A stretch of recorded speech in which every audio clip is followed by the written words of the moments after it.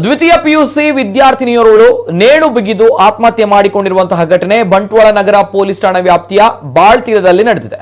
ಬಾಳ್ತೀಲ ನಿವಾಸಿ ಶಿಕ್ಷಕ ಚಂದ್ರಶೇಖರ ಮತ್ತು ಸೌಮ್ಯ ದಂಪತಿ ಪುತ್ರಿ ವೈಷ್ಣವಿ 17 ವರ್ಷದ ವೈಷ್ಣವಿ ಆತ್ಮಹತ್ಯೆ ಮಾಡಿಕೊಂಡಿರುವಂತಹ ಬಾಲಕಿ. ಪರೀಕ್ಷೆ ಆರಂಭವಾಗುವ ಹಿನ್ನೆಲೆ ವೈಷ್ಣವಿ ಮನೆಯಲ್ಲಿ ಪರೀಕ್ಷೆ ತಯಾರಿಯಲ್ಲಿದ್ಲು.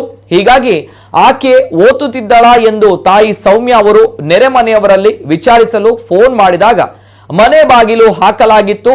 ನೆರೆ ಮನೆಯವರು ಮನೆಗೆ ಹೋಗಿ ನೋಡಿದಾಗ ನೇಣು ಬಿಗಿದು ಆತ್ಮಹತ್ಯೆ ಮಾಡಿಕೊಂಡಂತಹ ವಿಚಾರ ತಿಳಿದು ಬಂದಿದೆ.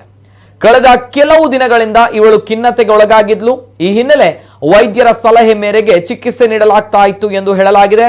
ವೈಷ್ಣವಿ ಅವರು ಕಲ್ಲಡ್ಕ ಶ್ರೀರಾಮ ವಿದ್ಯಾಕೇಂದ್ರದಲ್ಲಿ ದ್ವಿತೀಯ ಪಿಯುಸಿ ವಿದ್ಯಾರ್ಥಿನಿಯಾಗಿದ್ದು ಕಲಿಕೆಯಲ್ಲಿ ಕ್ಲಾಸಿನಲ್ಲಿ ಪ್ರಥಮವಾಗಿದ್ಲು.